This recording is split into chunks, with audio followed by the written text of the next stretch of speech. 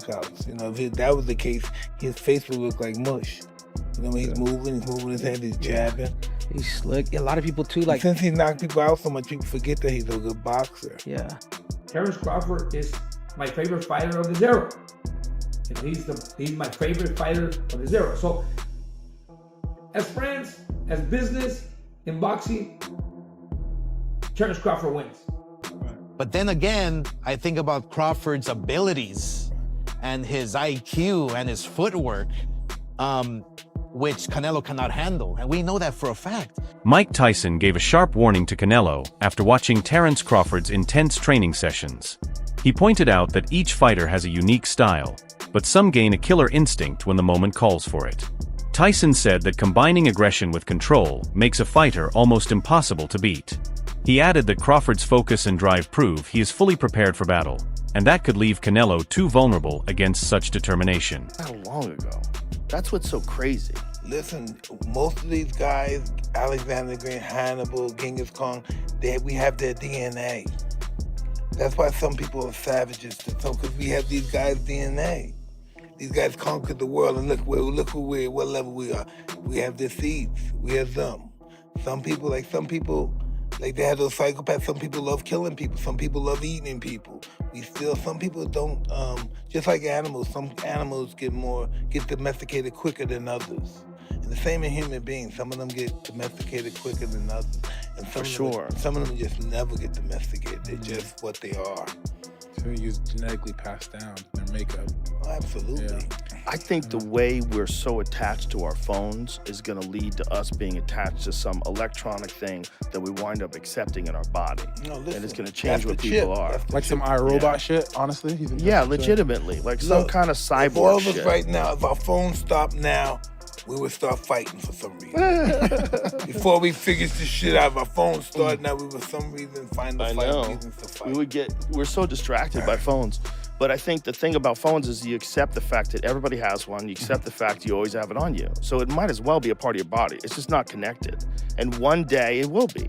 One day they're going to figure out how to put a thing on your head that makes your brain work way better. And a few people are going to do it, and they're going to have a big advantage. And then we're all going to do it. But until then, your phone will be like your will. When you die, take my phone, son. Getting ready for the biggest challenge of his career, Terence Crawford has chosen to spar with Carlos Adams, a powerful middleweight known for his strength and non-stop offense.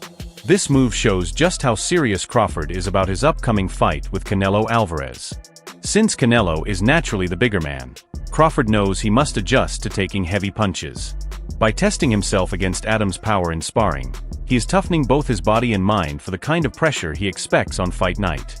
This preparation highlights not only Crawford's toughness, but also his smart, tactical approach. Video that many people have sent me to determine in their mind that Terence Bud Crawford would lose to Canelo Alvarez, or is going to lose September 13th to Canelo Alvarez, as he is sparring here middleweight WBC world champion Carlos Adames, who is 24 wins, 1 loss, 1 draw, 18 wins by way of knockout.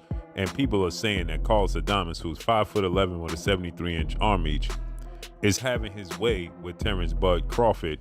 And this is an indication that the 168-pound Canelo Alvarez, who's 5'7" with a 70-inch arm reach, is going to have the same type of success and knock Terence Crawford out. But what people are not paying attention to is Terence Crawford is standing right in front of Carlos Adames and taking the big punches from Carlos Adames as he's standing in the pocket and counterpunching him and taking his blows at a smaller weight class while competing at 147. Now he bulked up. What y'all think? Oscar de la Hoya, once Canelo's rival and now a promoter, thinks Canelo's aggression might backfire. He says Canelo will likely apply his usual pressure, but Crawford has the skill and adaptability to take advantage of it. De La Hoya notes how Mayweather beat Canelo with smart defense and ring control, while Dimitri Bivol outclassed him by managing distance and pace. The message is clear: Crawford, with his southpaw switch hitting, sharp counters, and high fight IQ, has the tools to break Canelo down. While Canelo may rely on power and volume, Crawford's technique and intelligence could neutralize that pressure. Do you feel that Terence has a shot in beating Canelo Alvarez? That's the $1 million question. When I watched Terence Crawford get rattled and rocked by Yorkis Gamboa, who's a natural 30-pounder? That to me is going to be a huge problem when he gets hit by Canelo. So he fights at 175. He's fighting these big monsters. Yeah. He's not getting rattled at all. No.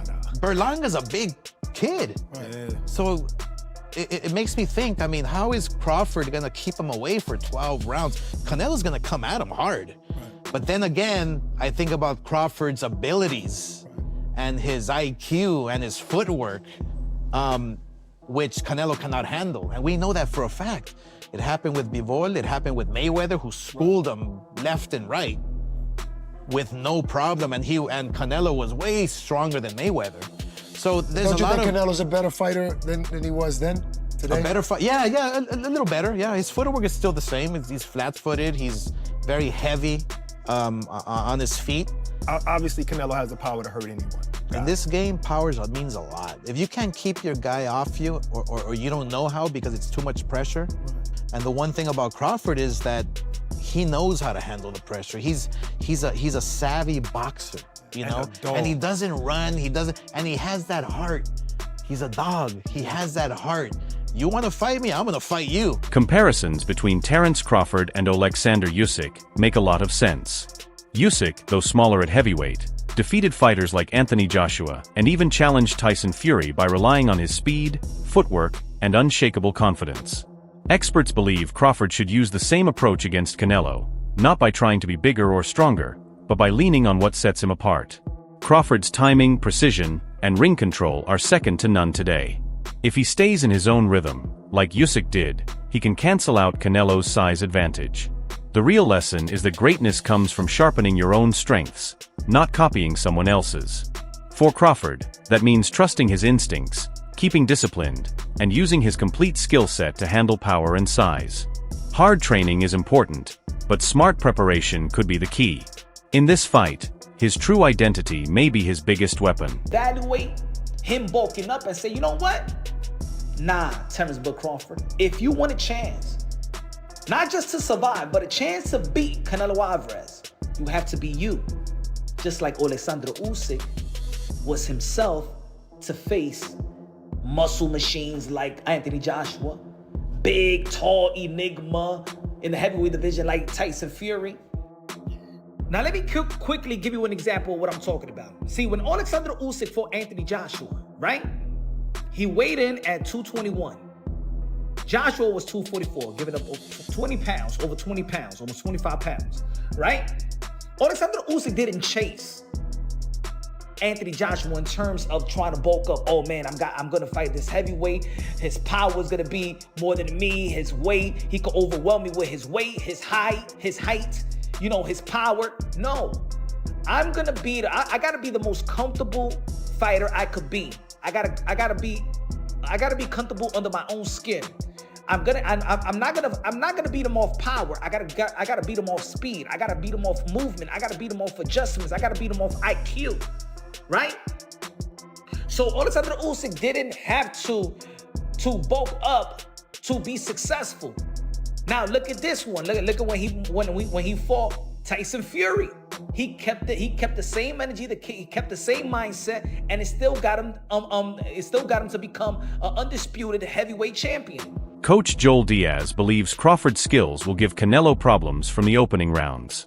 But he also stresses the historic financial stakes of this fight. Crawford has dominated across multiple weight classes, yet rarely had a true blockbuster event. This bout changes that, shaping his legacy not just in the ring but financially as well. The size of this payday shows how massive the matchup really is. Never before has Crawford fought on a stage this big, with millions watching and record-breaking revenue on the line. Diaz points out that the pressure will be enormous, but so will the reward. More than a tactical battle with Canelo, Crawford is fighting for generational wealth and lasting recognition. A win would elevate his career to a level few boxers ever achieve, combining prestige with financial power.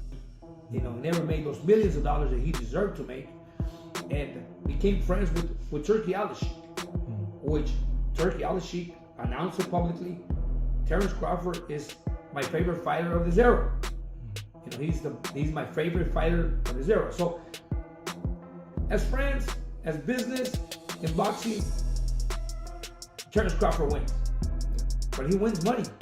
Because now, hey, you know what? As my friend that you are, I make you an offer. Would you fight Canelo? I'll give you 40 million. I don't know if it's 40, I don't know if it's 50, 60, but he's not gonna make no less than $10 million. So right there, Crawford's winning, regardless. As a fighter, like, dude, you give me 20 million, I'll fight anybody. I'll fight Anthony Joshua right now. So Terence Crawford has to sell the fight.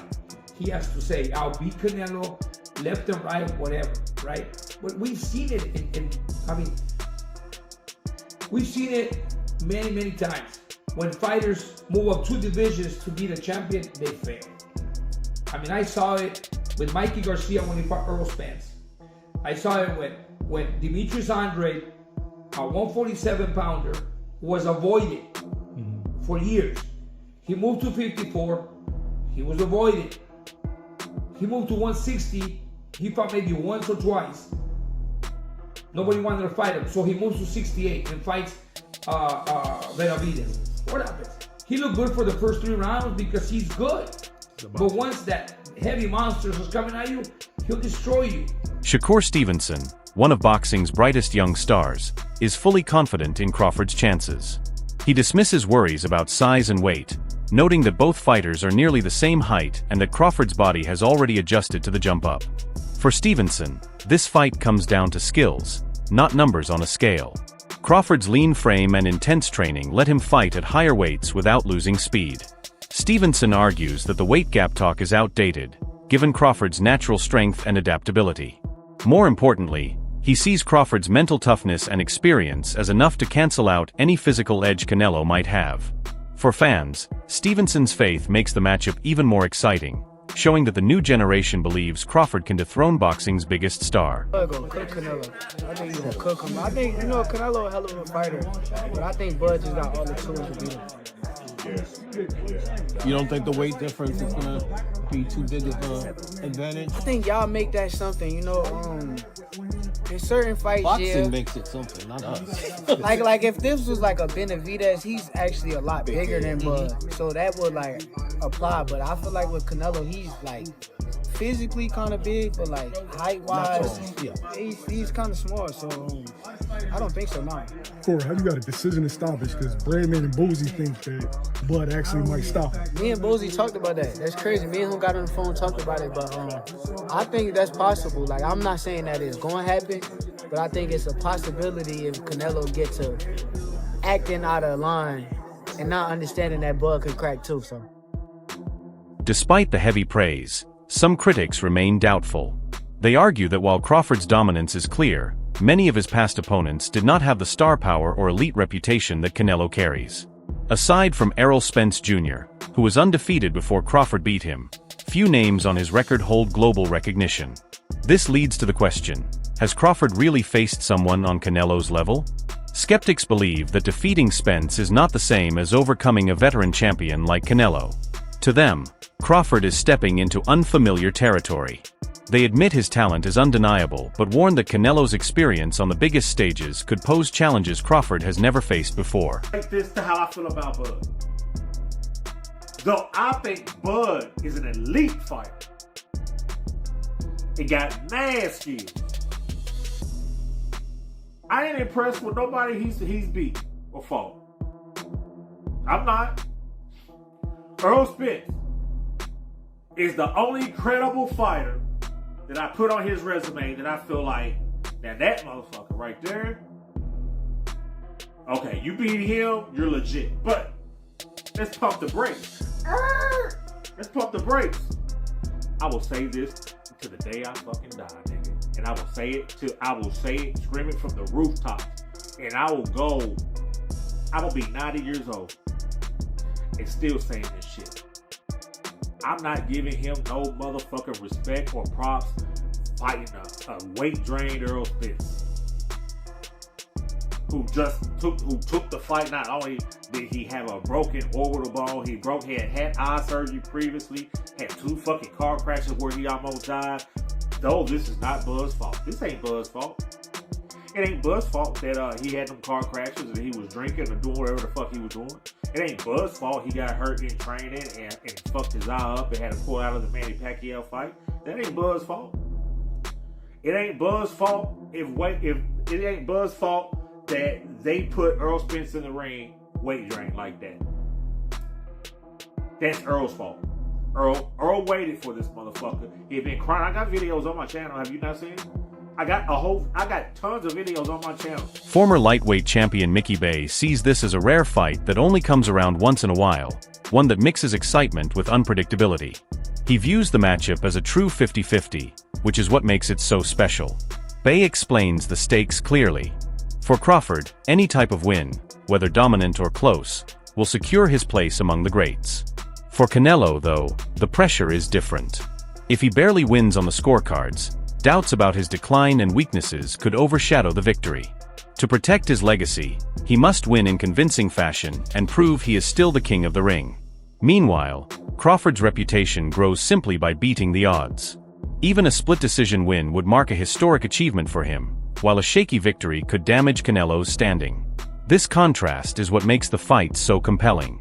Both men are fighting to win, but the consequences are not the same. Terence trying to get the win. If he get the win, this could put him in that all-time status. You know what I mean? And you got Canelo like, damn, I can't lose to this little dude. So it's like, you know, it's pretty much they both, you know, Terence is you know, he's trying to get up on that Mount Rushmore. Then you got Canelo that's damn near like, man, I can't let this little dude beat me. You know, that could pull his legacy down a little bit. So you got both fighters, they got a different goal, but man, they both real good and both elite. They both at their absolute prime, probably at the best, at the top of their game. Yeah, I just think it's just a matchup-wise, skill-wise, all around. Yeah, that's the best matchup right now. Canelo beats Crawford. What does that do for Canelo? Crawford beats Canelo. What does that do for Crawford? I think it's how Canelo got to beat Crawford. I don't think he got to if he could stop Crawford. It'd probably look good, but him just winning.